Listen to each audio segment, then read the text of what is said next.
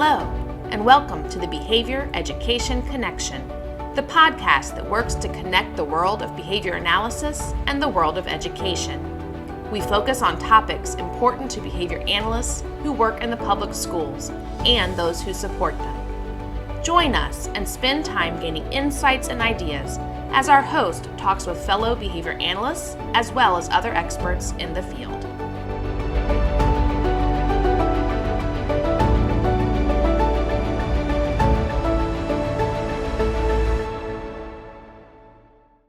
Hello and welcome again to the Behavior Education Connection.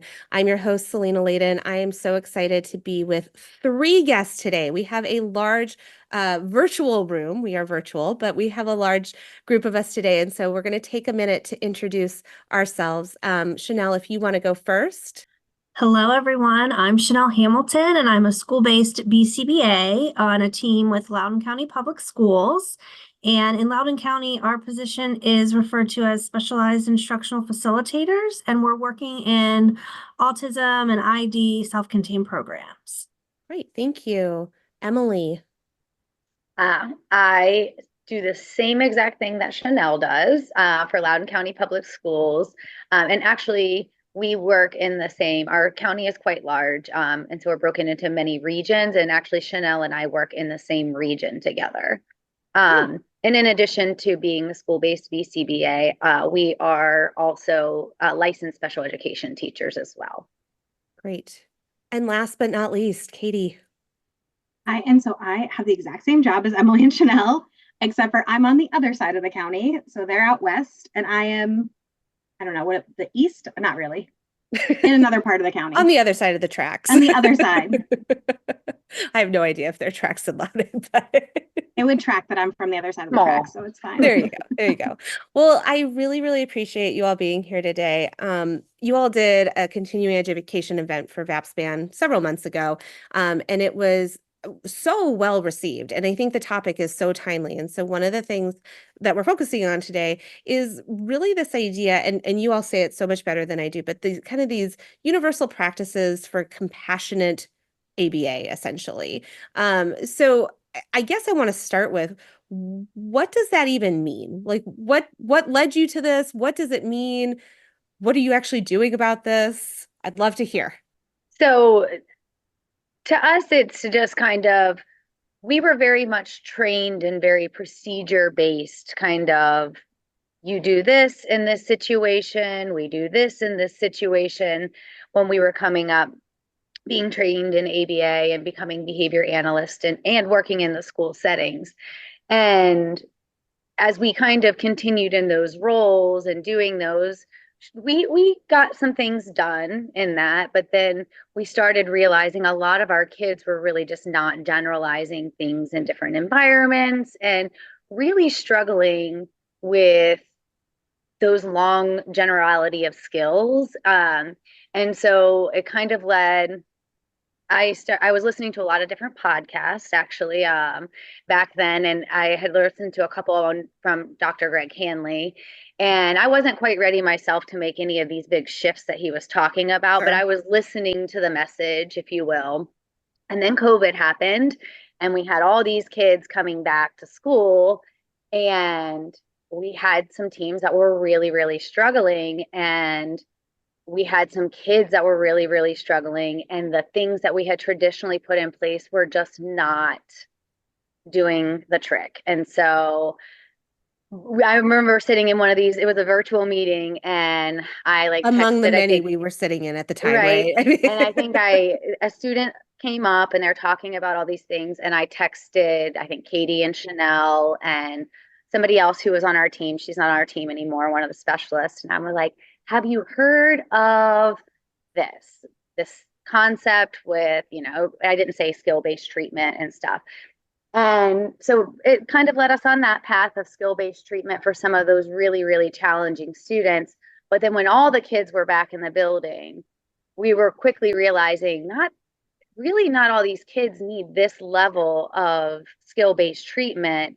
And we had already been doing lots of training and research ourselves and realized what they need is universal practices as a first layer. And then if this isn't enough, we're going to dig more. And being compassionate in that is the hard part, is because people hear this like, oh, it's okay. And that kind of And leads we're in. not traditionally a touchy-feely field, right? Right. Like Right. And so it is kind of meeting people where they are. And I think that's the other thing, is we're also compassionate with those teachers we're coaching and where they are in this process. So it's not just compassion for the kids. And you guys can jump in if I'm off base here, but it's also compassion for those that we're coaching and the conditions that they're have learned themselves, and unlearning that, because we had to unlearn some of that. And so for us, it is a lot of taking that step back and kind of, I not only do I understand you, but I'm going to help you figure this out. And the school, the kid, whatever the situation is. Does that accurately Yeah, capture I that, was guys? just gonna add on that not only after COVID were the kids more challenging, but the teachers, I think there was like some mental health, like everyone was very scared and stressed. And so this was good for everybody. Like coming in with a compassionate approach really helped some of those teachers that really didn't have the bandwidth to do some things. And it was also really good for the kids that were coming in also kind of in crisis. Yeah, I'm gonna start by saying I'm not a trauma expert by any means, and I will never claim to be. But COVID absolutely was a collective trauma for us, and no one experienced it the same way. And so some of us, I think, were able to deal with that better than others. Education was a particularly challenging field during that time, though, because we had, teachers who were working with kids in a variety of situations, right? Like some kids were able to stay home with their parents. They had a great situation. They were still reading books and doing, academic type things. And then we had kids that it was like parents are figuring out how they're supposed to work. They don't have jobs. They don't have internet. They don't, all the things that were going on. And so when everybody came back, it didn't happen all in one day, but when everybody came back, I think everybody had that some level of collective trauma from that. But so I do think the timing for this makes a lot of sense as to kind of why this as a stimulus for you all to kind of go down this path. I want to go back to something you said, Emily, because I really think this is important. I think so often school-based behavior analysts focus on tier 3 or really intensive behavioral challenges. So that kid has been struggling for a long time. People have presumably tried to put things in place, and you don't get called in until basically they're almost looking to get rid of the kid. Like it's time for him to go to a different setting. It's time for her to have, a more restrictive environment. You're talking about universal practices, though. You're not talking about tier 3 at this point. So what does that look like for you all? Which, by the way, I love. I encourage our BCBAs to get involved before the kid gets to that point. But yeah, what do universal practices look like when you all are involved? I would say that we're lucky enough in our position that we are coaching our programs. So while we all have a lot of programs and we're not there as much as we would like, we do very much try to coach proactively. It's not a perfect system. We do get involved when those kids are at the top, but because we spend a lot of time with our teachers, like we do trainings for them. We work with some of the teachers for lots of years, so we can build those relationships. And we do try to spend a lot of our coaching on preventative pieces that they can do to help make their classrooms run better in the long run. So we're not, the nature of our job is that we're dealing with those tier 3 things, but we're hopeful that we can get those to be lower instances because we're doing those preventative pieces. And do you see that? I mean, what kind of successes are you having with this coaching? We're definitely seeing light bulb moments going off with some of our teams. There's been willingness, not just from the program teachers that we're coaching, but we've had opportunities to talk with some admin and school teams and even some of our crosscat teachers that are working with kids that are in gen ed more often. So the word is definitely spreading, which is great. And student-wise, we're really seeing like, yes, of course, we want to see the decrease in those problematic behaviors. And oftentimes we do, but it's almost even more rewarding to see the relationships that are being built in a more meaningful way.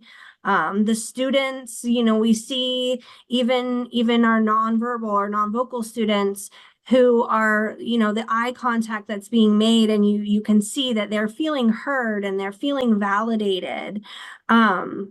We're seeing students expand in their communication. We're seeing less behaviors in the classroom with some of the kids and more willingness to participate with us and with the teams that are embracing these practices in those difficult things where they're normally more resistant to. That willingness is coming naturally over time because staff are becoming reinforcing.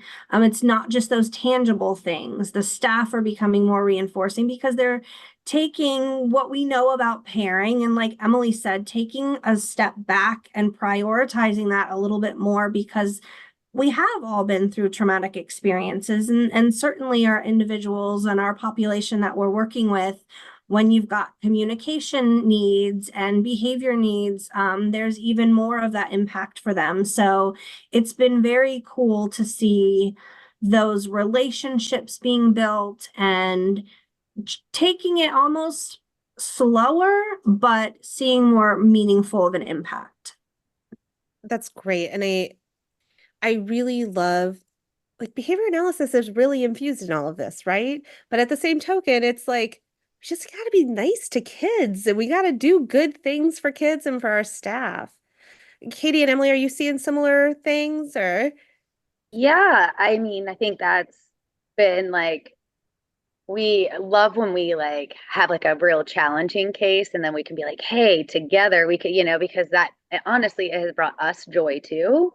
And all of this, and like brought kind of that spark back that can kind of go away, especially we get so burnt out. But that has been the fun part of some of this, is just like when you're realizing like it's not just the shift in like the procedures, it's like sometimes it's how you say it, right? Mhm. And so like people will like, and that's part of like some of those misconceptions we'll get into. We'll think we're saying one thing and we're like, it doesn't mean the answer is always sure you have what you want. It's I know you want that. I hear you. And we're going to get to it in a little bit, right? Like in that compassionate denial to things is like, it doesn't mean you say yes all the time. And when they start seeing those kids, when they know you hear them, even when the answer is no, they might not be happy, but they tolerate it so much better. And I think those light bulbs have gone off more and more in the classrooms we've been working and coaching in, because they see it and they're like, this makes sense now. Like, and then just getting to the point of like, you're not teaching when we're just holding the demand. Like this kid's in escalation and now nobody else is learning. And so not just the success from that, like, which then gives success to all the other kids. And I think that's where they start realizing some of that is, you're right, holding this demand is actually taking away from all the other learning happening in the classroom sometimes.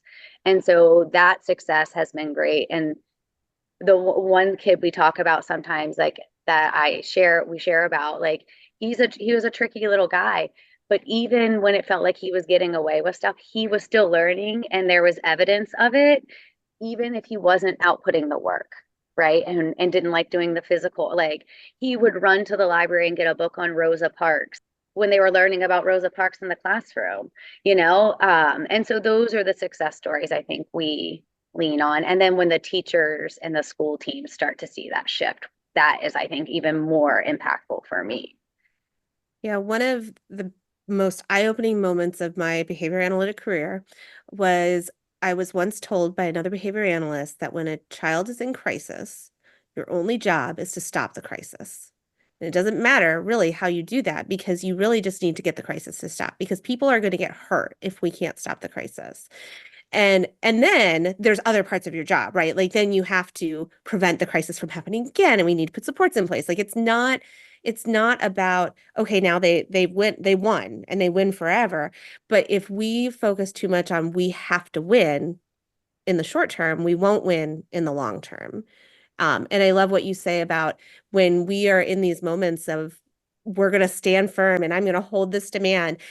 No one is receiving instruction versus let's get through this.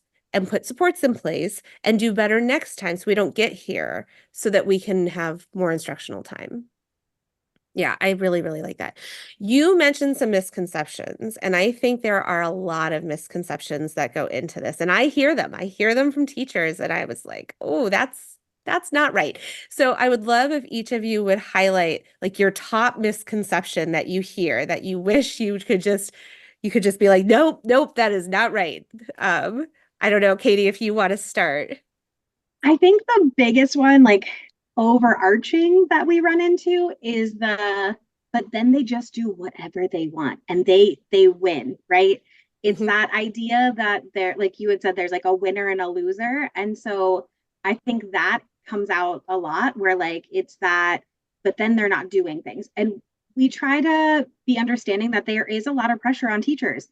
There is For sure. curriculum and social skills and report cards and progress reports and IEP goals. And we acknowledge that that pressure is part of the reason they feel the need that they need to be doing something. And then we try to talk about how we don't live here. We don't live in they get whatever they want right now. We start there and then we build skills. And so I think we have seen a big kind of overcome of those misconceptions when we can come in and coach the teachers directly. Like we do a lot of trainings to big groups, the three of us do for all of the teachers. And sometimes they walk away, and depending on how they showed up that day, they walk away and hear that the three of us said, let them do whatever they want. Or as Daphne says, give them the juice, just give them the juice.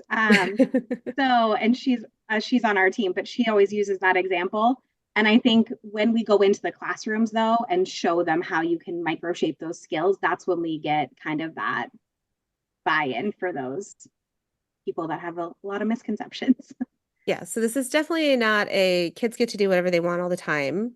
But it is a kids need to be able to do some of the things that they want to do, right? For sure, as we all should get to do things that we want to do. Chanel, what is your top misconception?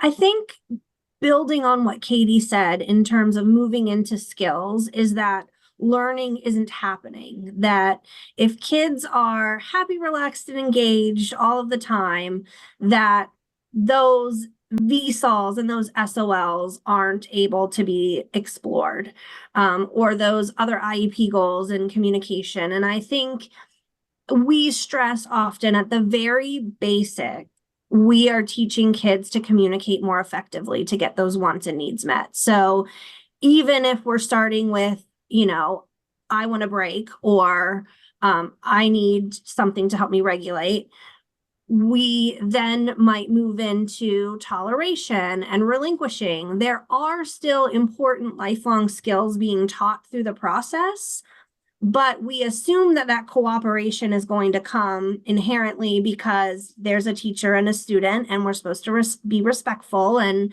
listen to our teachers. And that just doesn't happen with kids that have behavior and communication needs. So in looking at that, I think knowing that we're always teaching skills, it might not be in the traditional sense, sitting at the desk and listening to the teacher and participating in the instruction, but learning is always happening in those moments.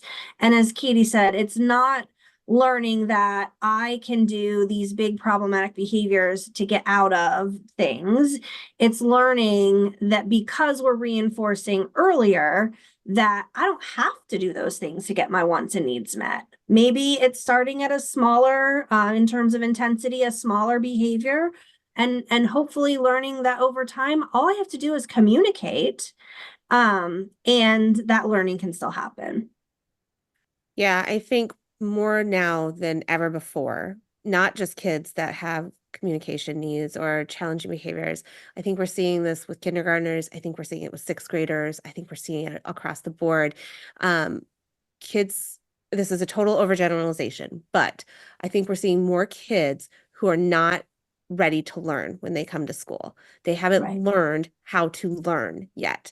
And so in kindergarten, we spend time, or we should, on this is how we sit at our desk. This is how we sit on the carpet. This is how we raise our hand to ask a question. And I don't know that we've paid as much attention to those skills historically as we've been forced to pay attention to them now because because kids aren't inherently coming to school with those skills anymore. Again, total overgeneralization. There are lots of kids that are very successful, but there are also lots of kids that need that direct instruction on some of these skills. So, Emily, I don't want to leave you out. You have like, No, I know you've got something. no, that's okay. I mean, really, it all comes back to, I think, like Katie's, like that's the overarching thing is the kid is in control. The kid's getting what they want all day. They're just sitting on a beanbag eating snacks on their iPad all day. And that's not the reality. Like, you know, because some of the things we're like, you know, we're going to follow their lead, we're going to invite participation. And so what they hear is, so I'm just going to let them do whatever they want all day. And if they don't want to do it, they say no. I'm just like, okay. And we're like, no, like that's just, you're going to model being a good person too, right? Like you're going to model, like, and that's been another thing that we kind of said, like, model what you want them to do. Instead, we're modeling what we're asking them not to do sometimes, right? You know, especially, you know, in some of those more, you know, classrooms where they're like, you're going to do what I say, you know, and like, this, you can't put your hands on this kid and then not expect him to not do the same, right? And so it's really comes back to that kind of checking yourself, I think, a little bit, having the adults check themselves of you really are the one in control if you're the one controlling your behavior and your reactions to what's going on in this environment. That means you are in control and you can actually, and I think that's where I've had some conversations too of you can change the decision that puts you in control, like, you know, and I think that shift in mindset, that's where that, you know, people are like thinking about it, but then, you know, I think Katie is always like they know in the moment they shouldn't do one thing, but then they're like in freeze mode, like, but what do I do? Because my brain's telling me to do this thing in the past. Those are really, I mean, that's like most of the time that's what they hear, I think, and that we're having to say, talk more about that with me, and then kind of get to the root. And that's what it is like, let's get to the root of the real problem here, and then and get help them move forward. Yeah, for sure. And we want to create classroom environments that kids want to participate in. Yeah. And it doesn't mean kids always like doing the task at hand. My own children come home and there's a couple things they have to do at school that they really don't like doing, and they get very frustrated that they have to do it. But they do it because there's a lot of reinforcement built into it. And it may be that there is like, if you do this, then you get to do what you want to do. Or it may be like, while we're doing this, hey, we can sit on the beanbag chair and do it. Or hey, we can have the wobbly chair, or what, or you can stand by your desk, or whatever the case may be. And I think sometimes in education, and I think this comes from how many of us may have been raised, our own previous experiences, like the teacher said do it, so you should just do it, right? I mean, that's how I was taught. Like the teacher says do this, you should just listen.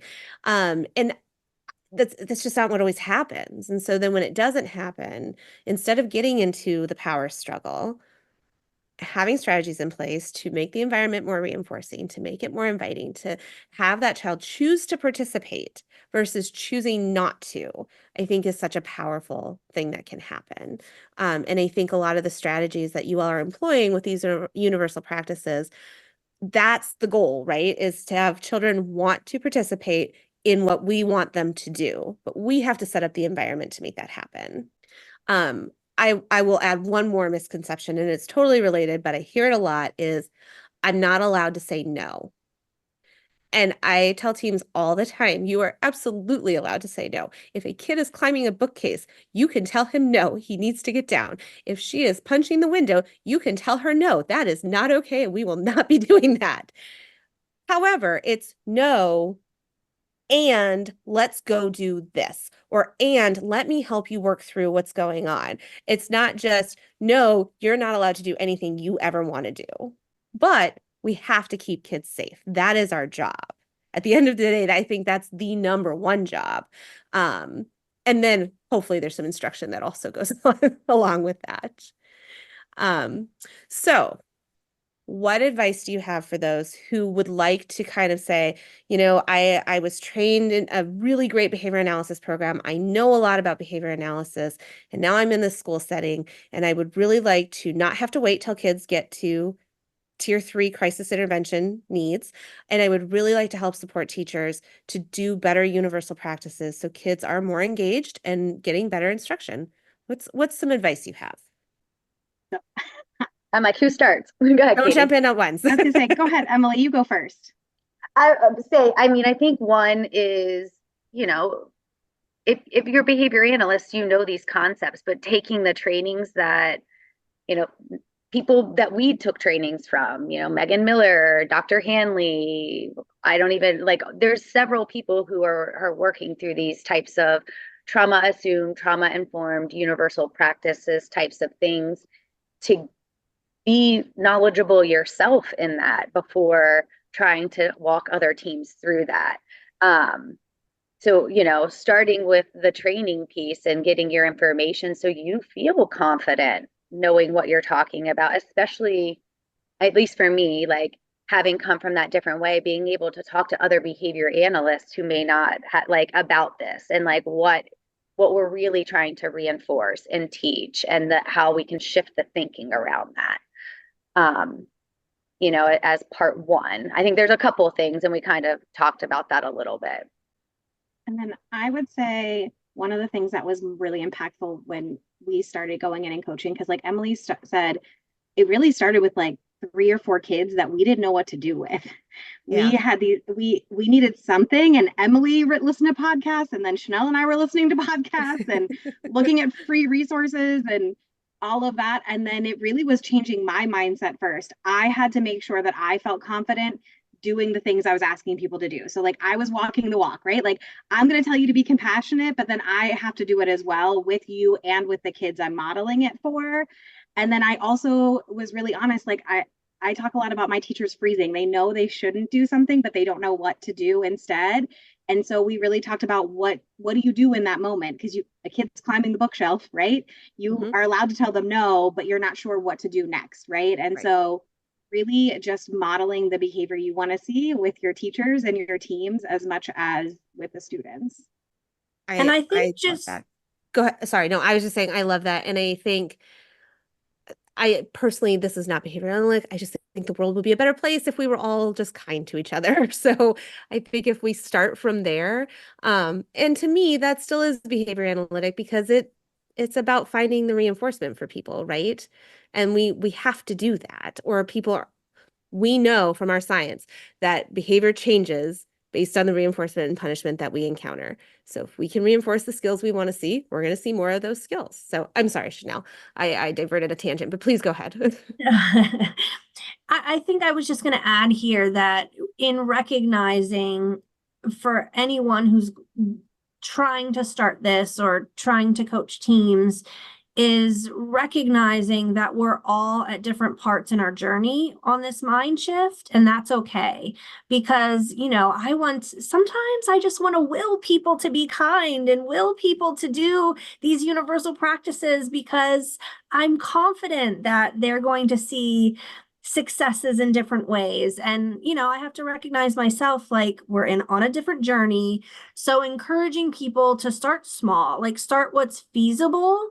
Start with an area that might be a strength in the different universal practices and looking at where we can really get buy-in from the teams that we're working with. So if it's something as simple as working on enriching the environment, that's not something that we haven't heard in different antecedent-based interventions and, all of those different things that we're taught as teachers and special educators. What are those small things that we can latch onto and then expand from there? Yeah, I agree. And I think for me, the biggest takeaway with a lot of this is still the science of behavior. This is still behavior analysis. We're not trying to dilute the science, but we're trying to approach it in a way that is socially valid for people. It's acceptable to people. And, from my perspective, I know as a person, I like to have choice in my environment. I like to feel like I have control of my own behavior and what I can and can't do. And while children don't always have those same liberties because they're kids and we can't let them climb bookcases and crawl out windows, and hopefully most adults aren't doing those things, we can still incorporate those pieces, and that's teaching people to be good citizens in the environment that they're in. So, on that note, any last minute thoughts before we wrap up? I was just going to add to that too is like, if it can be intimidating if you're the only person thinking about making this shift. And so find your people in where you work and that you feel comfortable throwing ideas off of and then being like, that's terrible, and like you can Yeah. have that relationship with, because that's what we do together. And I think that's what has helped us too, because I can say, am I being crazy, Katie? Am I being crazy, Chanel? And they'll be like, yes or no. I was thinking the same. So just having those people that you can talk to so you're not feeling like you're on an island of your own is super helpful. And I would be kind to yourself. Like we have all been on a journey and we've all evolved with practices. And so I think we acknowledge it took us probably a full year to fully shift. Like we listened to some things and then we would meet together and be like, I don't know. Do you think this is still in line with our practices? And so like it took a while for us to shift our mind before we could start getting other people too, right? So to be kind and to yourself and allow yourself to have that processing time, because it seems very different, but it is the same stuff. It's just in a kinder package. And I think I just want to add, like, this has brought this sense of rejuvenation and joy back into a practice that has a lot of burnout. And, I think in special education and behavior analysis, it's so prevalent. And making this shift has made me love my job even more. I enjoy the kids in a more, rejuvenated way. And I think the kids are enjoying and the pressure is off. It's just a happier place. And who doesn't want to live and work in a happier place? For Right. sure. Well, ladies, thank you so much, Emily and Katie and Chanel. This has been a really great conversation. I appreciate your time and sharing your experiences with us. And to our listeners, thank you for joining us. I hope that you will join us on our next episode. Thank you for joining us on this episode of the Behavior Education Connection. Join us next time for another great conversation about behavior analysis in the schools. And don't forget to subscribe so you don't miss out on an episode. Sending out a special thanks to the Virginia Department of Education for supporting our work. We look forward to connecting with you all again soon.